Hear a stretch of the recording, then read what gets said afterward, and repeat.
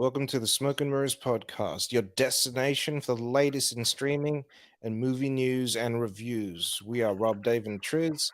Today we'll be discussing a few more trailers that dropped just after the big game this week. How to Train Your Dragon's foray into live action. What else is there? JJ's cancellation over there at Warner Brothers just continue to happen. M. Night Shyamalan is going to set up something pretty interesting very soon. Kevin Feige's career plans and some new Hellboy news that came out. We'll also share our thoughts on Sharper, the new Apple TV Plus movie that came out, Shrinking, and Knock at the Cabin. Now let's start the show. How will them there, fellas? Yeah, good, man. We good? That was good, man. Got like the maddest tan during the week too. This heat was killer, but the breeze by the beach, excellent. Can't beat that, man. Yeah, that shit is excellent. So good for the skin. Did those go into the water at all or not? Nah, those was just on the grass there chilling. Right. I was sinking a few too many Summersbees to trust myself in the water. Jesus God. Sinking a few tinnies there, mate. Add a few. Jesus. Yeah. All right. Let's get going. So our two big trailers this week were the final trailer for John Wick 4. So this was a shorter trailer that we got. Yeah. It was only like in a minute and 36 seconds compared to the last one I think we got, which is much longer. This was all snout though. Like they were not playing with this trailer. No, they were not. We get to see everything. Yeah. They also released a little featurette and whatnot as well, where they talk about the action and how they're sort of elevating the action in this one. We get to see Keanu basically driving in France, because they actually shot it in France. It's weird. So did Mission Impossible at that little arc thing. So supposedly Keanu got a little too good at driving, is what the stunt driver said, because this guy is like, there's no I think there's no roof and no doors on the car. So you have to see Keanu in the car, so he has to do the stunt, obviously. But he had to shoot and everything outside of that car while he's like doing reverse 360s and all this craziness. Jesus. Wow, man. Yeah. I can't wait, man. This comes out in March. I was expecting it in June, to be honest. But yeah, we finally got to see Scott Adkins as well. Yeah. He's not hidden. Yeah. But he is kind of hidden. But extremely hidden. So Scott Adkins gets to play some fat guy in a fat suit who gets to fight John. You see a little bit of that fight in the what's-his-face in the trailer as well. I really just hope to God that it's still Adkins' form in that fat suit as well. It will be. Same. That's why they hired him. Yeah. 100%. And Atkins can put on the acting when he needs to. He's a good actor as well. It's weird because he is one of the few sort of like kung fu action guys that can actually act. Yeah. I always find it weird. He's got both sides of that coin, man. Because he was an actual trained actor that became a stuntman. Yeah. Which is weird. It just so happened that he knew karate. Yeah. Well, I thought Atkins was actually Russian when I first seen him as Boyka. Yeah. It was weird when he was like, and then I fought Bruce Lee or something like that. You never said that line. But How old is weird this when man? he had his Admittedly, the first time we see Adkins, it's just the get the fuck out of here when he's praying there before the first fight. Yeah. It looks good, man. And at that NAS, get yourself a gun track. Yes. Yep. Can't go wrong with that. Have you noticed that the hip hop lately is it's all the 90s. Yeah. Like in that Creed, is it Creed? No, some other trailer. It's that big damn it. It's that Biggie song. Yeah, I know the one you're talking Notorious about. Thugs. Yeah. Armed and Dangerous. Yeah. I can't remember where though. Oh, but yeah, Fast, yeah. Fast X. Yeah, Fast X. Notorious Thugs. What a- the second trailer that we got this week was Tetris. This Oh is, man. set up over there at the Apple TV. Mhm. This looks amazing. Does. Egerton's obviously in his bag over there at Mhm. Apple. You must have like a big sort of deal going on over there. Yeah. And it's just excellent, man. This movie looks Yeah. so good.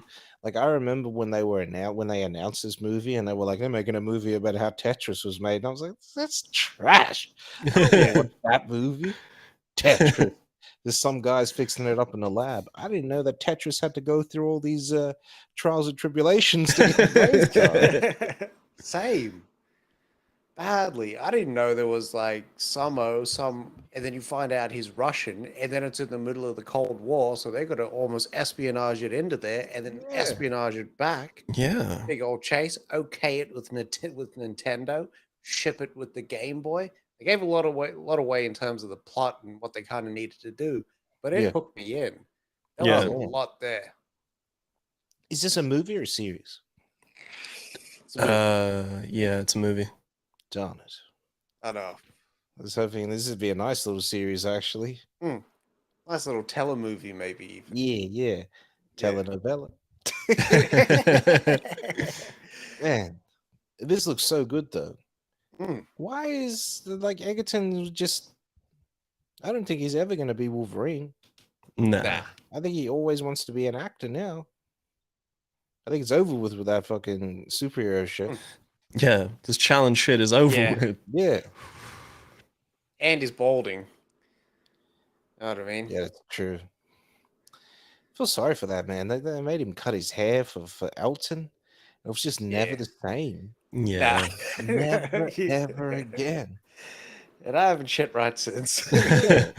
But at the same time, between Kingsman 1 and 2, you can see his hairline was receding, and that was before Rocket Man. Yeah. Yeah. But then they But made now him you- cut the hair. Yeah, and when you see it at the back, it isn't right. No. Yeah, as well. Not right what they did to Taron. No, it was never the same. Never the same. R.I.P. to that hairline. I'm excited for it, man. This looks really fucking cool. I love the pixelation that was kind of going on, and they played an iconic song in the trailer. I just can't think of it now, but it was part of the hook. Thingy, Final Countdown. Yes. Final Countdown. That's what it is. The most fire song ever. I know. Yeah. Man, you just get, and when as soon as you hear that, just that run, you just want to start fighting. Yeah. And you Play the fight riff, John. and that I was belting it out too. Yeah. It was amazing. Oh man. We ain't get songs like that no more. No. I'm still waiting for the next trailer to play Don't Stop Believin'. You know, I'll belt it out in the cinema as well. Cinema at home. Do those big jump kicks and everything. Oh man, yeah. Fuck, that was looking good. So a weird sort of leaf out of Disney's book. DreamWorks is doing a live action adaptation of How to Train Your Dragon. How to Train Your Dragon itself is based on a book series, so that itself was an adaptation. Yep. And the cool thing about it is that Dean Dubois, who did all 3 movies, is actually returning to direct. I like the sound of it, man. The story is really, really cool because it's like, you know, a boy and his dog, basically. Yeah, that can fly. And yeah, Falco, if you might. and he's got to learn how to trust him, and they get into adventures because it's completely against what the village is into because they Vikings and they want to just kill shit and kill dragons. Do you reckon he gets Gerard Butler back? Oh, He's old enough. He'd look good. Yeah, Look good it as the would. Viking dad, Yeah, he would. especially if it's like more sort of bloated Butler. I don't know. He's looking quite lean in that plane movie. That's the thing with Butler. So he will always look lean in the movie, Hmm. but when he's like offset, he just like he does whatever he please. Gets back to his Scottish roots, man. He just deep fries Yeah. everything. Yeah, Yeah. they do. What's his face? Demos was the first. You thought it was America that had deep fried Mars bars first. It wasn't them. What's his face? They will do a full on, like, you can go to the chippy over there and order a burger, and he'll batter that fucker and deep fry it for you. It is That is wild wild. stuff. Like that to me is just like That's stunt food type shit, man. that's just peak, like just peak fat. You know what I mean? Like, Yeah, like yeah. that's Yeah. wow. And there's a lot that when I see it, I'd be interested in it. Yeah. Just off the one off. Yeah. You can't be a regular. No, You know what I mean? every week. Yeah. Maybe once a year you can do this. Yeah. But in Den of Thieves, he's still sort of puffy. Yeah, in that. Yeah. I love that movie. I know. I still gotta watch that. Mate, that is so good. It's not as good as Heat, but it's still really good. Yeah. Yeah. It's very, very few movies that can match the caliber of Heat. That is true. Because it's got a girl. It legit sticks the landing. Oh man. I had coffee with my caller 20 minutes ago. They looked at him like they didn't know what he was talking about in the scene. It was hilarious. He said the wrong name. That's that Coke. Yeah. That's what tripping will get you. Yeah.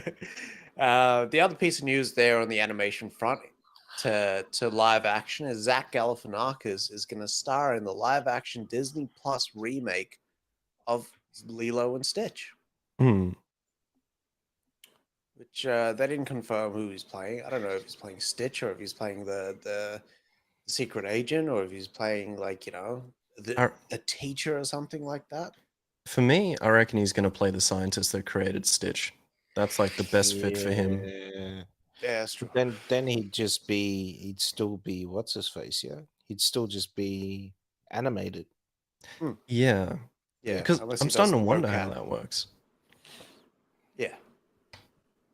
We'll see how it goes. Because they'd still need him on set to do the mocap and shit like that. Yeah.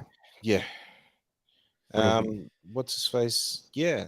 I just hope that we still get like, the proper Hawaiian sisters and all that.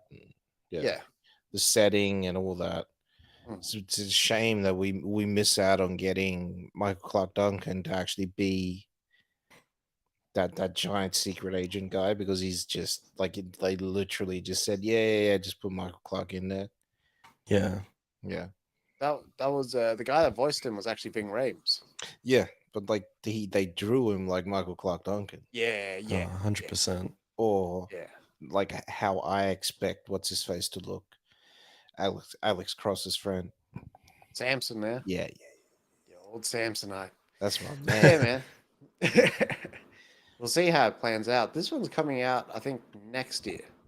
Like, they haven't even started shooting yet. Nah, this ain't coming out next year, V. They need at least a year for that CG, because you've got so many CG characters. Yeah.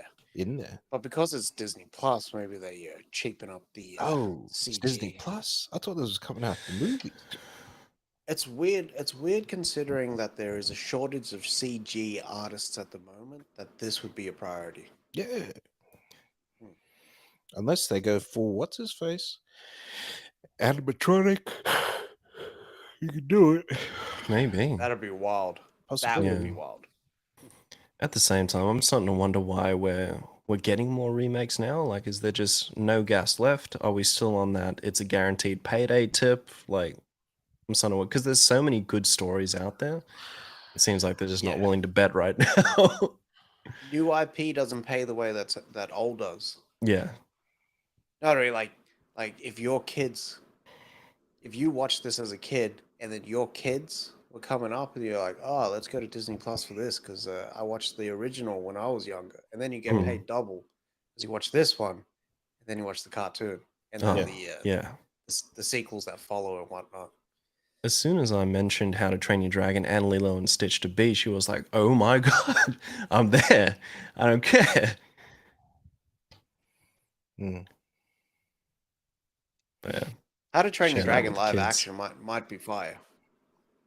That might be the best. Yeah. It's just funny that the beard is saying, "Hey, let's do these live action movies." You know what I mean? Like, it's True. funny that Spielberg Yeah. is like, he's come out and said, "No, no, no, no, no, we're gonna do what Disney's doing over there." Yeah. Hmm. And Cats. Yeah, but it's just This funny is that their he first do it. one. Yeah, funny that he do it. I always thought that he'd Yeah. keep that separately, Hmm. but I But suppose how you long get has DreamWorks kind of been like sort of doing the animation thing now? Like, is it 15 or 25 years? Because they had the anniversary. 25. yeah since Fuck, that's a long time. since Shrek. Yeah, Shrek would have been their first foray into animation. Yeah. Yeah, True. And that was 2003. So yeah, 20 years. Shrek was fire. Yeah. Shrek was good. That first Shrek, The kicked the balls action off. Yeah, the action pieces in the first half of that was amazing with the castle and the dragon. So good. Yeah. Goddamn. Do you guys rather see a new what's his face movie or a remake? A new Shrek movie, or like for them to just remake it live action? Ooh. Yeah, that's a good question. I'd probably go the sequel. Yeah. Because I feel like if they went for the live action, like it's kind of obvious the players that are going to be in there. Like Farquaad is definitely going to be Peter Dinklage and stuff like that. So you're wondering where else it's going to go from there. And how do you make a talking donkey? Is that just going to be CG? Of course. Somebody get Andy Serkis in here to do the movement. So I was on all fours, honking like an ass. With a black strap-on strapped to the left. Simulate the shake. You know. Extra floppy. I was just about to say Andy Serkis wild for tooting it up in the studio. Okay, no. But look, moving into some news, which is on a much sadder note. So a few months back, we got word about Bruce Willis getting diagnosed with aphasia. But now, as time's gone on, they've actually got a clearer diagnosis that Bruce has now progressed into frontotemporal dementia. So they've released a statement, and basically all it says is just, our family wanted to start by expressing our deepest gratitude for all the outpouring of love and support after the original diagnosis. But with everything going on, we just want to update you, and this is where they give the update about him moving into frontotemporal dementia, and that everything is going from there. So it's just crazy to see that as soon as Bruce stopped working, everything. I'm not saying like he shouldn't have retired, but more so like it's so scary to see it happen. But they're saying the relief is that we finally got a clear diagnosis. Yeah. I just find it, it's sad, man. Yeah. Like frontotemporal, dementia he is constantly living in the past. So in theory, he wouldn't recognize his daughters. More than likely, his new wife, he wouldn't recognize her either. I think that's the whole reason why he is still living with Demi. Just to keep him sort of stable. Yeah. Definitely. To not That's sort of just man. break his world. Yeah. I hate that. Same. That's essentially what our grandfather died from. Yeah. But that's I think that's the fuck thing about dementia is that it's not just one diagnosis and you deal with the symptoms is reliving it over and over and over again. Yeah. Mm. Yeah. Always reminds me of like Papa, but as well as that Sons of Anarchy with Gemma's dad. How he's going through that as well, and he thinks his wife's still alive and all that. It's just sad, man. Like all the heroes are like, you start to see everything underneath the armor now. Yeah, it's true. Well, I'm surprised that more of like those guys in the 80s don't have dementia. I mean, they were out there being tough, doing their own stunts and all that sort of stuff, taking hits to the head constantly. You'd expect this to happen. You know what I mean? Yeah. Even some of the WWE guys and stuff like that, like you'd expect this to sort of happen to them. Yeah. Yeah. Yeah. I think like they're starting to get the advice now to just keep working. Like because a lot of it is like a will to keep going too. Because as soon as you retire, you stop doing everything. It's almost like your body's just like, oh, we're done. Okay, we're done now. And then it's just everything creeps in. Mm. Yeah. Yeah. All right. So, M. Night Shyamalan. Bam Balam. So, so he surprisingly set up this new deal over there at Warner Brothers. It's a multi-year first look deal um for directing and producing um over over at Warner. It's funny that, he would do that. He sort of stayed away from Warner when you think about it. Like it's all been Disney now, Touchstone and all those sort of places. Mm. Um, yeah. So under this the new deal, him and his producing company, Blinding Edge, they'll develop original projects um, for him to direct or probably just produce. You know what I mean? For Warner Brothers and New Line.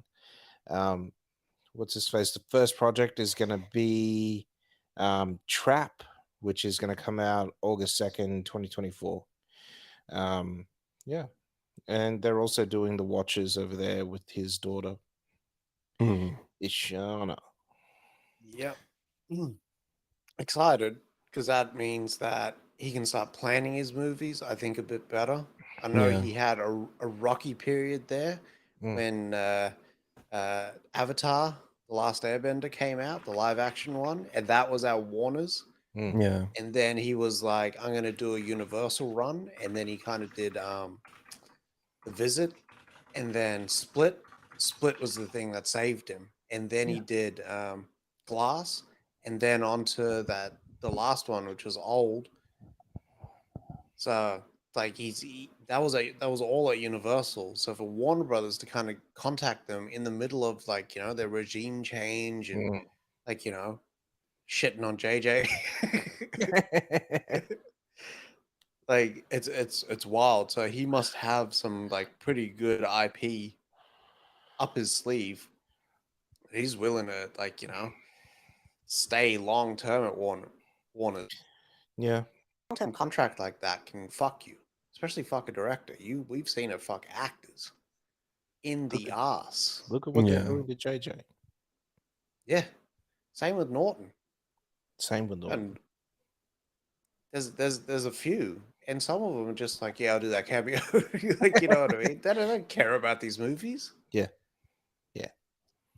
They shouldn't do these, man. I don't like I wouldn't like to be locked down to a contract for like a whole okay, well you need to make your next 5 movies here. Hmm. Why? Yeah. And do they have to be in sequence? Do I have to make all 5 movies here? Can I go over to another company and make a movie there and then Hmm. come back and do one for you guys? Like what the fuck am I doing? Like Yeah. so many questions. Like It it's then like goes that. like, Go you on. go. Okay. No, I was gonna say it's like that in the movie in the music industry. So you can sign a deal over here at like Geffen Records, and then okay, well I'm gonna go sign over there at QC, and I'm gonna do one album over here for Geffen, and then over there I'm gonna do another album there, but I still owe Geffen like two more albums. You know what I mean? Hmm. Like Yeah. that's how you sort of get your bag. Yeah. I mean, Game did that for most of his. Yeah. Yeah, Aftermath and Geffen, Interscope. Now I got you in the scope. that's true. Joe Budden did that as well. A lot. True. Joe Budden supposedly still owes one of the companies an album. So yeah, we'll see how that goes. But it goes into how much is creativity worth, and can you like, is it worth then just hitching your post at one stable? Mm. We, It's funny, we like whenever I think of Warner, I think of Eastwood, right? All those Dirty Harry films came out there. Most of his directorial films came out there, but now we're Mhm. seeing him dip in and out of other studios and work other places and do different sort of movies, right? So that I think that the Mule movie, either the Mule or something, or the one after that, Cry Macho, wasn't done by Warner. Prime Macho was, it was on that you know how they were dropping all of their theatrical releases same day Yeah, on Mhm. HBO Max? That was one of those ones. I just right. didn't watch it. But yeah, it's weird. We'll see how it goes. So Megan, the Killer Doll movie that came out recently, is getting its home video release, dropping Feb 24th on digital and March 12th for physical. This is coming with an unrated edition with the much gorier It's the version I'm waiting version. for. Yep.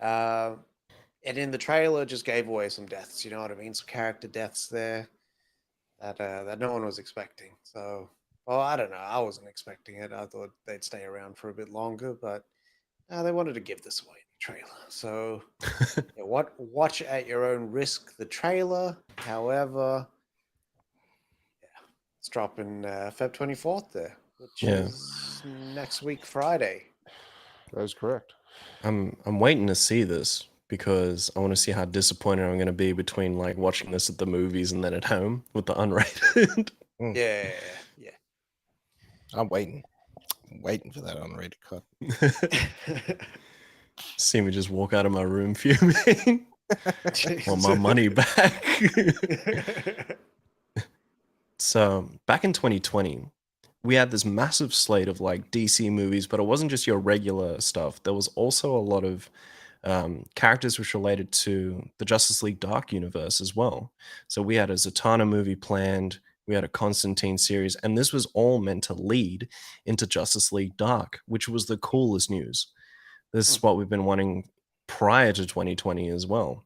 Like we've seen comics, we've seen animated movies about it, but we finally maybe have got the chance to see something live action. Not anymore. We finally got the words that it's all done. So this is all part of like, I swear it's just a straight up disrespect act towards JJ with him having so many eggs in so many baskets and then just not doing anything and not producing anything for anyone to see. So they're just like, nah, Justice League Dark, that's done as well. I'm thinking, I'm gonna realize I can start fucking with your cash. Badly. I was just thinking about that because there was something else that they also canned. Fucking hell. So it's all done there as well. So Zatanna, Constantine series, Justice League Dark, it's all crumbling now. That's wild. One that I was kind of excited for was that Overlook series, which was gonna like deal with The Shining.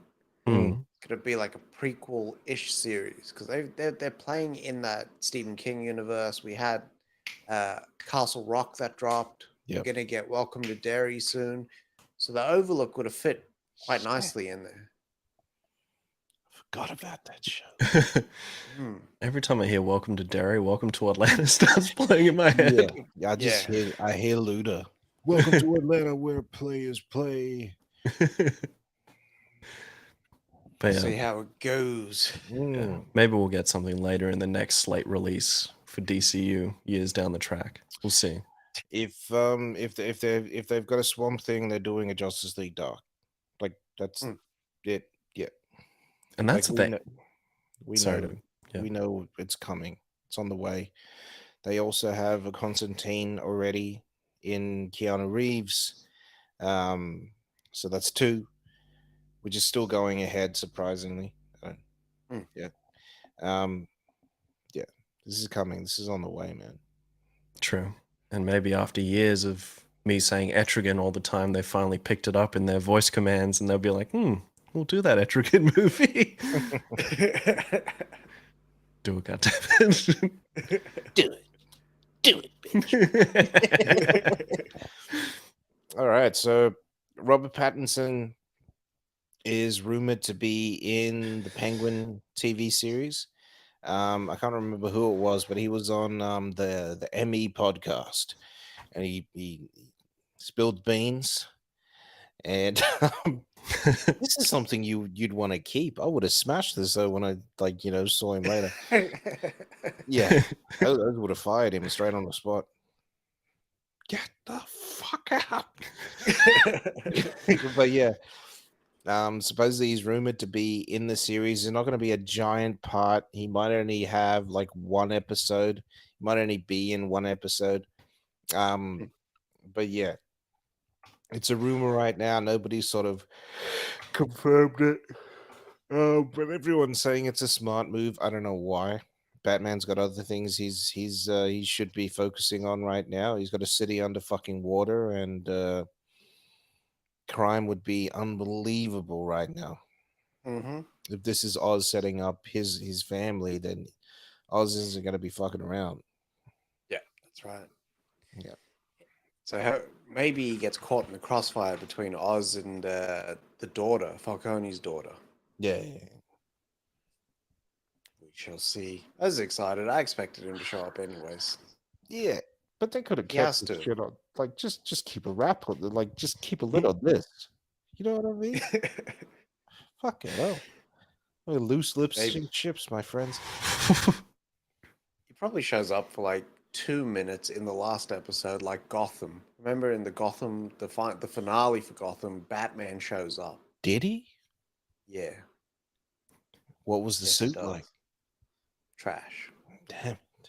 And they do like a little close up of him, like at the end that like pans up. I only ever watched like the last 5 minutes of the show, but it like pans up and just shows him, and I was just like, nah, this show is like fucking dollar store Batman. So we got Batman at home. That's it. Badly. Nah, it was loose as fuck. Yeah. Pretty cool. I was like, I just see it being like, have you guys seen those TikToks for the Batman? Where you see this guy and it's like, don't spit on the floor or something. You see that just hock them out as loogie, and then all you hear is that Nirvana song start playing, and Batman slides down a slide or something. Wow. like I seen that. All right, so the Marvels from Marvel and the MCU just dropped a poster. The poster looks all right. It's got Kamala Khan there. It's got Carol Danvers there, and it's got Monica Rambeau there in a new suit, displaying her power. But it also highlighted that this movie will be delayed. So it was going to come out in July 28th, but it is now going to drop on November 10th. The crazy thing is that between May this year and May next year, so between Guardians and Captain America, there will only be 1 Marvel film that was dropped. Yeah. And I am not complaining at all. Me neither. I don't mind the delay. To me, that's all right. Do you reckon it's because they got Secret Invasion coming? Oh yeah, they got all the shows as well. Yes. But didn't they say they're gonna space those shows out? So the next season of shows. Yeah. Yeah. So I think from Daredevil, they'll space them out, and Echo and all that. So we're still gonna get like 12 shows this year then. Probably. Yeah, probably.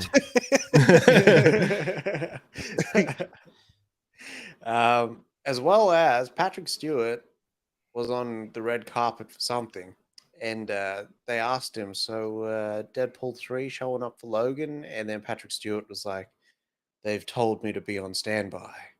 And yeah, he said, I wouldn't lie to you. Trust me. And then disappeared and like tangoed out of there.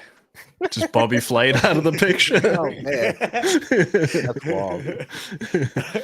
Why wouldn't they just get McAvoy? McAvoy would be cool as Just well. get McAvoy, man. Yeah. Leave Stewart alone. I know. I'd like McAvoy to kind of have one more ride pause Yeah. because he did so well. He just ended on a shitty one. Yeah. Yeah, except for Deadpool 2. That was excellent. Yeah. So the other piece there is that Kevin Feige may be out of a job soon. He's not going to get fired from Disney. He might be promoted. So this has been putting in the work. He's obviously one of the best producers in the industry out there. Mhm. Like everything he touches kind of turns to gold. And he's kind of balancing a lot of plates, and he's really close with Bob Iger. Now, Bob Iger is only going to be in that role for another 2 years while he earns his $50 million, Jesus. and then some. So Feige, they're saying, is waiting because he wants to take on that Succession role, which might be a wild Succession show, over at Disney to take over the reins completely. Which I like. This doesn't seem like a big old stretch for me. Feige looks like he could do it. Honestly, I reckon this was Feige's plan from day dot. He was just gonna I'm gonna kill this Marvel shit, and they're gonna they're gonna open up the doors for me. He's gonna go from there. This has got the stats as well. I wouldn't be upset with this. He seems a lot more capable than Bob Chapek ever did. Yeah. And I think for Feige, he's probably got the right mentality about the audience and wanting to do the most for them, and that would translate well to the parks area because that's the other aspect of the job. Yeah. You got the films and whatnot, but then it's the parks that kind of need to really fire on all cylinders. Yeah. Like for instance, this is just a small example, right? Iger came in and Disney had its 100th celebration, right? So Iger said the park is not about making money. So he went full John Hammond. So the park's not about making money. This is about an experience. As we seen when we went to Disneyland, it was about that experience. But there was one aspect where we were like, this is wild. And it was the photos for the rides. You had to then pay on top of that. So Iger came in and said, from now on, no one's paying for those photos. Those are going to be free. The fuck? So you can imagine the annual revenue from giving up just the photos would be in the millions. Yeah. It'd be a big business. But in terms of experience for your patrons, that is a massive step. Yeah. Like if you can take away a piece of Disney, it means that you're going to be returning there because you'll have a constant reminder. This is smart.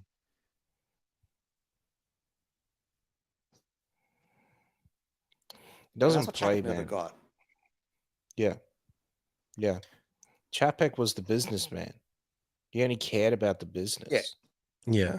But at the same time, it's weird because what's his face trained him. So unless some of that training got lost in translation, like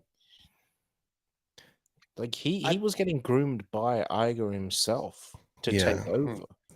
So either he fucked up the plan and just decided to go off script, or Dado just had the wrong plan. Honestly, I for think me, he had the wrong mindset. Sorry, you go there, big dog. No, all good. For me, I think Chapek, when he was put into the role, there was some very strict, guidelines about what they expected, and maybe just interpreted those things in a greed perspective as well. Whereas Iger is playing for the long game because he knows, while he may lose out on parks, he can make all that back with a movie business and everything else too. Yeah, and that's the thing. So when Chapek came in, remember, it was wartime. This is COVID. they had Mm, to put all their employees that were in the parks on furlough. yeah. So those guys couldn't work during that time. They were just hemorrhaging cash. They couldn't put anything out theatrically, and they were launching Disney Plus. So for them, it was just like, okay, we're coming into this fiscal year as a loss already. Yeah. How do we turn it around? And then for him, he probably had to pay for everything. I think the price of the entry to the parks also went up. Mm, So it's then how do you change that around, that reputational sort of stronghold, fucking road to Knott's Farm. You know what I mean? They can go to Universal. They can go to Five Flags, Six Flags. Six Flags, yeah. Yeah. I do So, like I really did enjoy that Universal though. Like Yeah. Universal was kind of fire. Like to be able to see a transformer, like a proper transformer, man, like standing there, and it was yeah. Bumblebee and Optimus, as well as seeing a proper fucking raptor walk around. Mm, That was cool. And it looked something real. else. The shit looked Yeah. Yeah. scary. I think. Um the other thing that Chapek did Mm, was the whole going against Florida with the don't say gay, what they call the don't say gay bill. That really like fucked him over as well, because that woke up what's his face, um, DeSantis, and DeSantis was like, "Well, you guys want to fucking operate in Florida? You guys currently don't pay fucking land taxes. We want the land taxes now, and that's a lot of money, B. mm, We're talking Yeah. hundreds of millions of dollars per Mm, year. It's yep. wild, son. Yeah. Yeah, yeah. It's just good. It's good that things are changing. The question I have though is who the fuck takes over from Yep. Feige? The only other person I'd like to see do the job is Favreau, but Favreau is over there doing with Disney now, with Lucasfilm. Mm. So like, I don't know.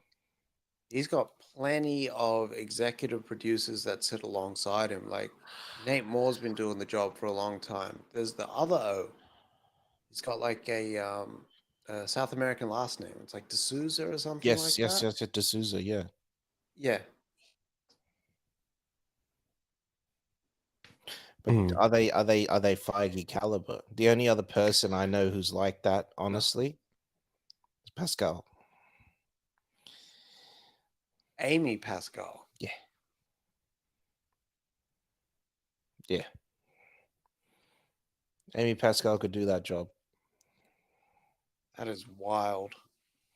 but she won't do She that could. now. She's got her own company, B. She does. But yeah, I like Favreau. What's her face as well? Um, what's her name? I think Lauren Schuler Donna. If she stopped fucking with what's his face, I reckon she could do it. Yeah. There's also another. She's Italian. Fucking hell, I forgot all these names. But she's the Italian executive producer on there, and she fucking kills it as well. He's got a really good team around him, Yep. and while it, like in Ted Lasso, how the assistant coaches they do a lot of the work, but Ted kind of like processes it for the team, so they get it. It's Yeah. A1. Yeah. Like there's no confusion there. So I think with Feige, he's got the same sort of setup. Mm, mm. It's just massive, B. Like it's like for Marvel's become bigger than Disney when you Mm, think about it. They yeah, tend to make more money. All of their films will hit. I mean, yeah, even if it's not as big a hit, it's still like considered a hit. Mm. yeah, You know what I mean? Like it's big business over there. yeah. They Yeah. need someone that's what I'm saying. Favreau would just I mean he set up he started this whole thing with Feige. Mm, He knew the plan that Feige had originally and that's right. helped him execute it. He's like He's the best. Yeah. Yeah. But See how this one goes. Yeah. Does But- Disney want to throw him $100 million a year? I'd say they would. Who, Favreau? Yeah. Absolutely. Yeah. But I don't think Favreau's that means we get no Favreau films. Like that's it. That's a Yeah. wrap on Favreau as a filmmaker and Favreau going into the executive side. Mm. We'll see. See what they do. We'll report on this more as we get to news. Yeah. Daily. Yes. Yeah. Nightly. Alrighty. So back in 2019, we got our reboot of Hellboy with David Harbour, which didn't do so well. And now, but now, What are they thinking? 4 years later, we're getting another, shot at trying to do this right. Now, it's funny, for the last couple of months, I've been wondering where the fuck is Neville Dean and Taylor been?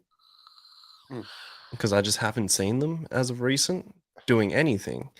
And now, with the announcement of another reboot of Hellboy, we have one half of Neville Dean and Taylor, Brian Taylor, attached as a director for this. Apparently, the script's already been done. And the major difference between this and the reboot, and I think GDT's one as well, is that Mike Mignola is actually on the back end of this, doing all of the treatment for the scripts and the story. Did he do the last one? No, he wasn't attached at all. Mike Mignola. He was there. I know he was there. So He spoke about it. I think He was also there for GDT's 2 films that actually made money. Those fucks. Mignola actually did the script for this one. Right. Yeah.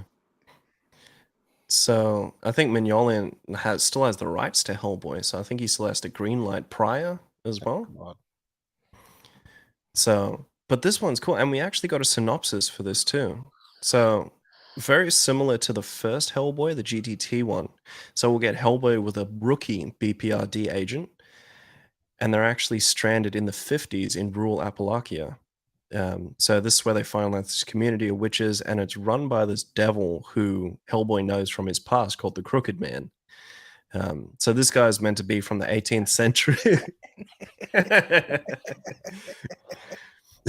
So this guy's meant to be from the 18th century, kind of a Scrooge. He keeps his money, he doesn't spend it. And he was also profiting by selling weapons to other parties other than the party that he was supporting. And he gets hanged for that, but he comes back as the resident devil from there as well after escaping hell. So it sounds like a cool story. I want to know how it's going to be backed up as well, if there's going to be flashbacks, and who is going to play our Hellboy too. Because if I'm being honest, I didn't mind David Harbour as Hellboy. Nothing beats Perlman. Perlman is the GOAT. But Harbour was a good second. But I think it just could have been better script-wise too. I think about how good CG is now, especially for monsters and all that sort of stuff, right? Where it's supposed to look not so real and supposed to move differently. Yeah. I'm looking at you, Avatar. What's his face? And they literally could just get Ron Perlman if they wanted to, and just get him to voice him, get someone else to mocap him, and yeah, that's how we do this. True. Just get setting. No, you go. I was just going to say again, somebody get Andy Serkis for his second movie. Andy Serkis is going to be booked out. Don't you even think about directing that next movie? Oh, it's a carnival in this circus. But 1950s Appalachia would be something else. Yeah. That is free. It's different because there'd be a lot of freak out of having Hellboy there as well. But I wonder if this is going to be in the back end, still keeping it hidden. Are they only working at night type stuff? It's the Appalachians. They're out in the wilderness. Oh, right. Okay. You know what? I'm thinking of Castlevania with Wallachia. My bad. I was thinking cities. Jeez. Jesus. Yeah, the Appalachians is rural. Lots of trees, lots of well, not lots of people, but less people. Yeah, a lot of folklore and all that sort of stuff goes down there. So yeah, Snap. you have Okay. your yeah, which is why they talk about the witches and all that sort of stuff there. So yeah, a lot of disappearances and people going into the mountains and the forests and never coming back. And yeah, that makes sense. I would like this to be more horror themed as well, if they can do that. Mm. Horror themed, R-rated, but with a good script behind that as well. Mm. We shall see. Yeah. All right. Final piece of news. So we've got some run times, some surprising run times, actually. So 2 movies coming out when? Soon, yeah? Very soon. Really soon, yeah. So Evil Dead Rise and Shazam 2. So Evil Dead Rise is going to clock in at 96 minutes. Short and sweet. Especially for a horror movie. You gotta love that. I like it. Mhm. Same. It is still the longest Evil Dead film that's ever been. And Shazam 2 it clocks in at 130 minutes. I think it's 2 minutes shorter Mm, than the first Shazam. So yeah, less credits. You know what I mean? Like that's true. all it comes down to. But yeah, for me, Evil Dead sort of wins his battle. Like I want to watch Evil Dead like so Same. much more than Shazam. Oh, 100%. But yeah, that was our last piece of news. I am excited. Mm-hmm. Yep, that's a wrap on all the news. Got some thoughts. I'll kick it off there. Sharper, I watched it. It's on Apple Plus. Don't waste your time, people. Tell tell people up front. This one was 2 hours of nothing. Horrible story, convoluted, extremely shitty acting. I mean, the caliber of actor in this movie, you got fucking John Lithgow, who is the only saving grace of the film, but he's only in here for about 5 minutes total screen time. Mate. But Julianne Moore doing God knows what. I don't know, like if she just like went, I'm gonna do Days of Our Lives with this one. Um, Sebastian Stan, who always puts in solid work, and he was a close second to Lithgow, doing like his best, like um, the Batman sort of like Bruce Wayne. He looks like fucking Rob Pattinson in this. Um, Wow. yeah, and you got Justice Smith, who form that I've seen him in, but I'm just ashamed that it was in this movie. So it tells the story about these 3 con men and or two one con man and 2 con women as they proceed to really fuck over this family before the tables are turned. They do it in like a Reservoir Dogs type fashion where they're picking when to tell the story, and it's all out of order and whatnot based on the character. Mm, And it was just shocking. Like everyone sees it coming from a mile out right at the start of the movie. As soon as the movie does its turn, you're like, all right, I know how this is going to go completely. Mm. It's it was 2 hours, and I was checking the time. I was like, when are they going to wrap this up? Because if I can see the end, so can everyone else. Yeah. You know what I mean? I gave it a solid half star there.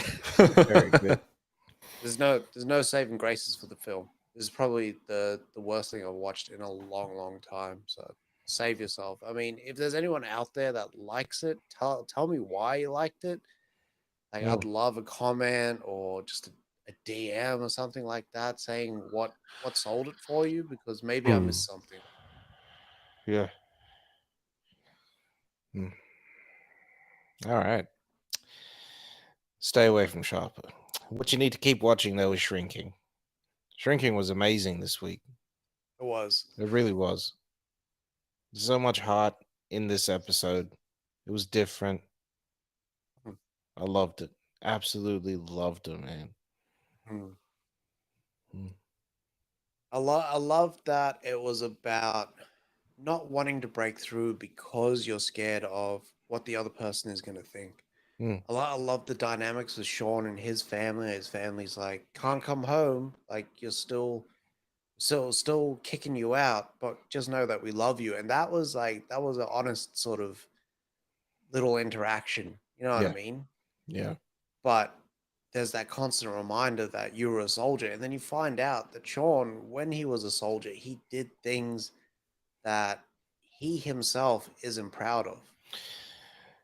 Oh, Hated the thought of it. And it kind of gave me um like Vietnam sort of vet yeah. sort of feels. You know what I mean? When they came home from the war, completely traumatized by the shit that they did over in the other country. I'm pretty sure it was the same in World War II and whatnot. When you see Yeah. photos of how those aged in the 5 years that they were gone, it's fucked up. Can you imagine being away from your family for 5 years in a foreign country fighting a fucking war? Like, just that would have killed me. Yeah. Yeah. Just that would make me want to shoot myself in the foot. Hmm. Yeah. Make sure I chop off a toe or something like that so I don't have to go back. Yeah. Like, fucking hell. Yeah. And then we all know that Dr. Paul needs to tell his daughter Yeah. about About his his Alzheimer's, impending Parkinson's. Parkinson's. Yeah. And for him, it was helping someone else, but he's not doing the work. And it was all about the work Yeah. in this episode. Um, there was also a little piece there about Jimmy's friend who wants to marry his partner, Yeah. but just can't nut up Yeah. about it. But then you find out what trauma sort of surrounds that. And it's when he came out to his parents didn't take it really well and still Yeah. haven't. So for him, he's like, I don't want to take a big risk like that. Because he could lose. Yeah. Yeah. Yeah. Hmm. And then the episode ends with Dr. Paul making the call. And this, like, I love that Harrison Ford's in the show because of this. I've never heard Harrison Ford's voice get that emotional. Yeah. You notice when he picked up the phone and his voice dropped Yeah. below the usual register that it usually amplifies at, and it was almost like his voice was breaking. I've never really heard Harrison Ford's voice break, Mm. but he was there, and like I experience that shit too when I have to say something emotional. I'm like, Yeah. you gotta go into that mode. You know, Yeah. oh, Did yeah, you you notice? know. Did you notice he lost his gruff as well? Mm, It wasn't there. yeah, yeah. Woof. I love the interactions in this between Harrison Oh Ford and man. Gabby. That interaction when she's like you coming in here with all that energy and like, saying like, you want to fuck me and all this other stuff. And he's like, what the fuck is going on? It was fucking classic. I love the sort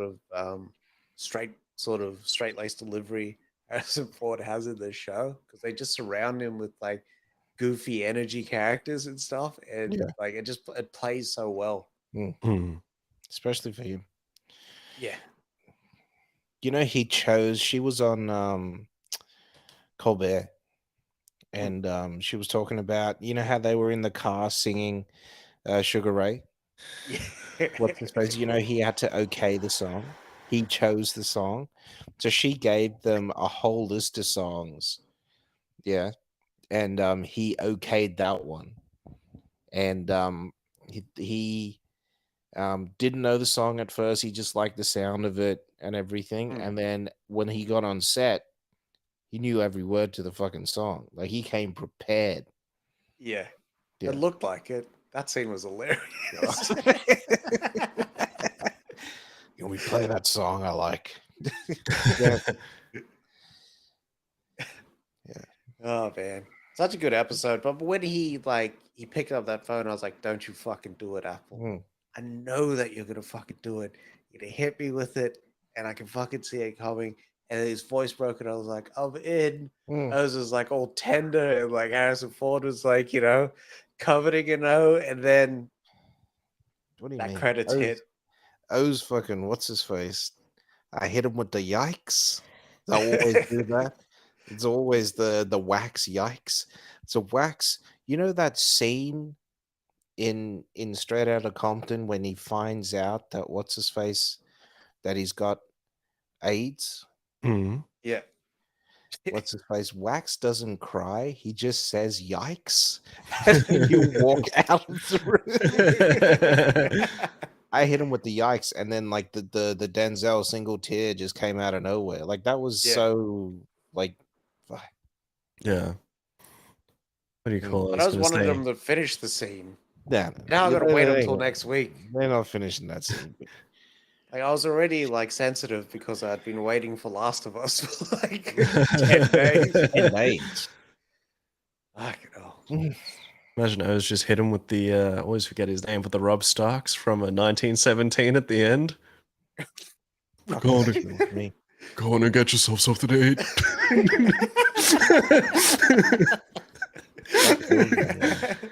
That would hurt, man. Because I watched it because B never watched it, and she watched it for the first time, and Oz was sitting there, and I was just ready for it.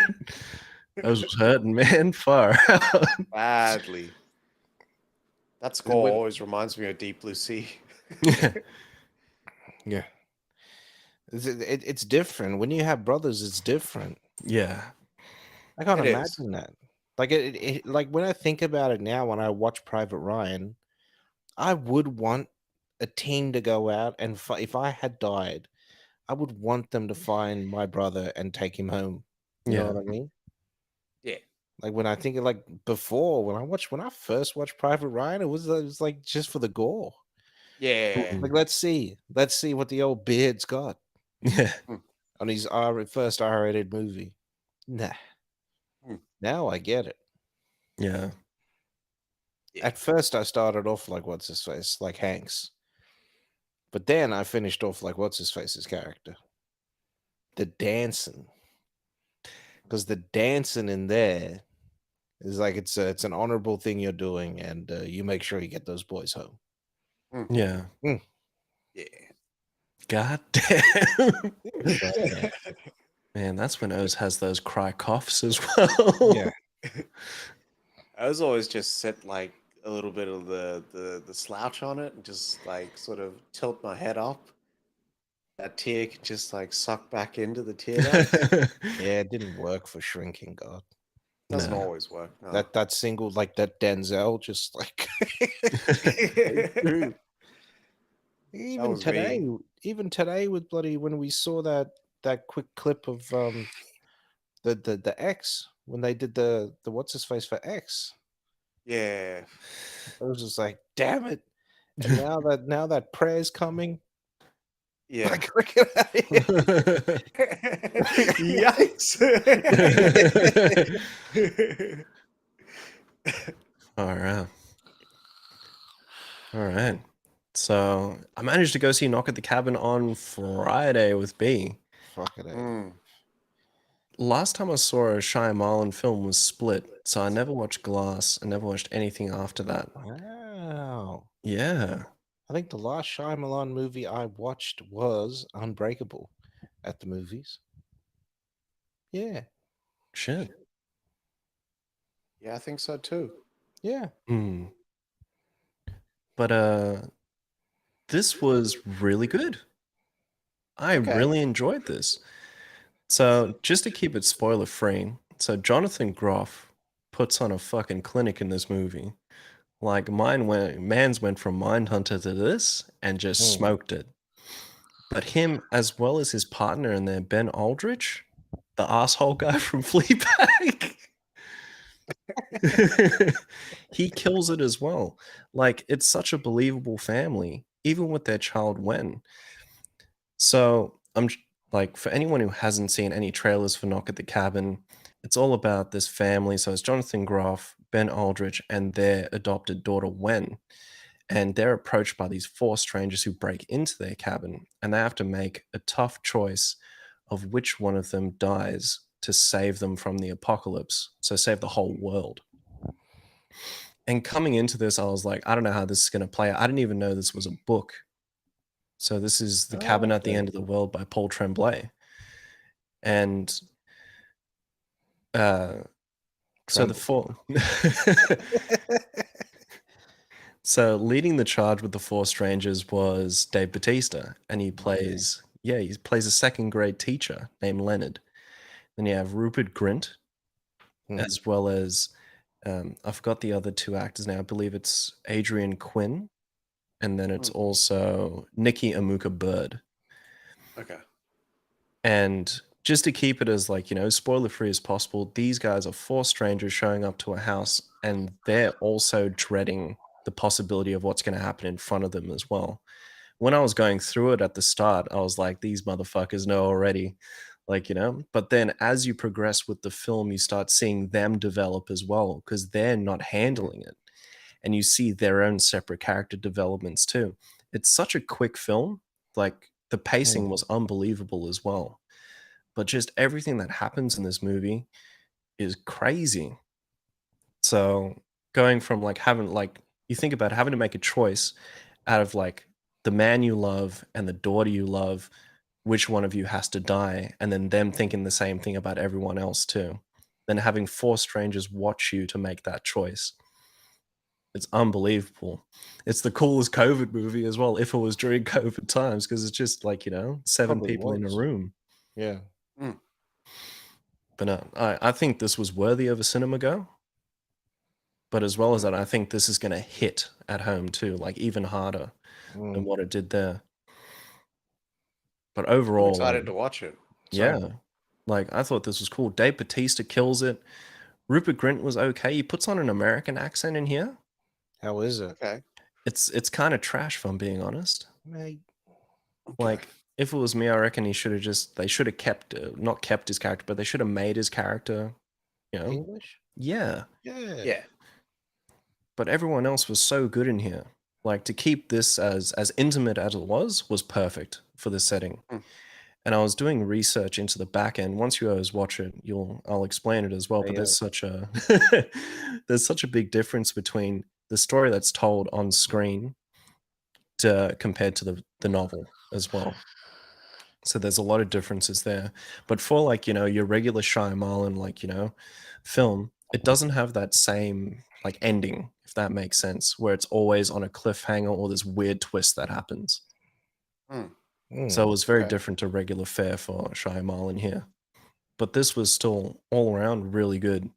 There's a lot of questions that came up at the end for B, and then I started thinking about it more, and I started realizing a lot of things too as I was explaining it out loud. But it's actually a very big religious film at the end of the day with the apocalypse, because how they describe it is very biblical. Okay. Yeah. So it is his take on Jesus. Yeah. So there's a lot of representation. Yeah, for angels and demons. That's a lot of representation in this movie. When you think it from a higher up, instead of just watching the film, and you start just really delving into the thoughts there, it's unreal. The representation is really good. But yeah, overall, this was great. To keep it as spoiler free as possible, this was fucking great. Not a lot of violence, a lot of swearing, but the violence that you hear on screen is rough. Damn. All right. Kind of sucks that I haven't seen it. I'm down to go see this movie again. It'll be out soon though. Yeah. Universal dropped that. Yeah. Universal. So they must have been putting out their movies quick lately. Yeah. 30 days. Yeah. Theatrical window. I like it. So You know what I mean? Give it a get look. the fuck out the cinema. Get them again at fucking home video. Nobody fucking wins when the Family Feud's gone. What's his face? Everybody dies. What's his face? What are you picking? Who are you choosing? So the choice, right? So they're like, one of you has to die, but you can't pick yourself. And that's why the choice just gets fucking harder as well. And I can't pick at all. If I have to, I'm picking my partner. You know what I mean? Because ain't no way I'm picking one of the kids Wait, you're picking your partner to live or die? to die. Because you Yeah, can't yeah, pick yourself. that's the way I'm going. That's the way I'm leaning. Mm. But I want my partner to pick me so I can go, yeah, of course. And then just get it in the face pause. Yeah. There you go. Did they have guns and whatnot? Or do you have to kill them like, with knives and shit? Yeah, because I wouldn't want to strangle, you know what I mean? Yeah, we're not getting down like that. That's too violent. What if Then I someone dies couldn't do by it. accident and they fall under like a scissors or something like that? So they explain that in the film as well. Damn it. These are sort of everything. I know. Yeah. I'm all thumbs. Because if I'm being honest, like, I'm not even telling you the whole crux of this film as well. There's a lot of shit in between that explains a lot of that too. They don't have guns. And it's almost that, no, not almost, but they've made makeshift weapons. So, for example, Dave Bautista's got a 2x4 that has a pitchfork on it, but then it's almost got like a shaved down shovel head for an axe on it as well. Okay. Yeah, I'm praying to God that my partner chooses me. And I'll just agree. Yeah. Yeah. But if like my partner comes through and says you got to kill me, or if my partner came through and said, okay, you got to kill the kids, I'm killing that partner straight away. Badly. That's how that justifies. Yeah. Be We're like, killing the. what is- Yeah, that's how it'd be. And then the partner was saying, I'm killing the kids with kindness. We just avoided the apocalypse, you know what I mean? Like these are apocalypse things that you need to do. Now we're crying over eggshells. What's that intensity level in this movie? Like if you were like at a 10, I don't know, what's a real intense movie? The Strangers is a 10. All right, the Strangers, yeah, the Strangers is a 10. Yeah, it is. I was like, yeah, Even that I didn't fucking want to sequel breathe was in a that 10. movie. Jeez. And you have something that is not tense at all, like Sharper. It's just like they just telegraphed everything. What is where's it sitting? I think with the choice and everything like that, it's about a 6 or 7. Mm. More on the higher end, or is it like, yeah, it was good? More on the higher end. Okay. But as well as 7, 8. that, yeah, but this is like fucking, if you have a family, this is going to hit for you. Yeah. And if you like love your family, that's going to fuck you up. Yeah. I was got that. I might watch this one with Jules so we can have the conversation afterwards. Yeah. Just see If the there's- TV goes if off at the 4 credits. people- it just goes black and it's just us staring at each other. You know what time it is. You know how we do. All right. Very good there, BD. Mm. Like it when O's go on their little missions there and come Yeah. back with the intel. Yeah. I bring glad tidings. Yeah. That's what it's like. All right. That is a wrap on all the movie news and reviews that we have for you at this point in the week. We'll be back on Thursday. Check us out live on the YouTubes. If you're not subscribed, subscribe now. Even if you're listening to this audio podcast in your ear. Podcast. I said it full ASMR. Subscribe. Pay me $1 million. This is us. I sing your earlobes.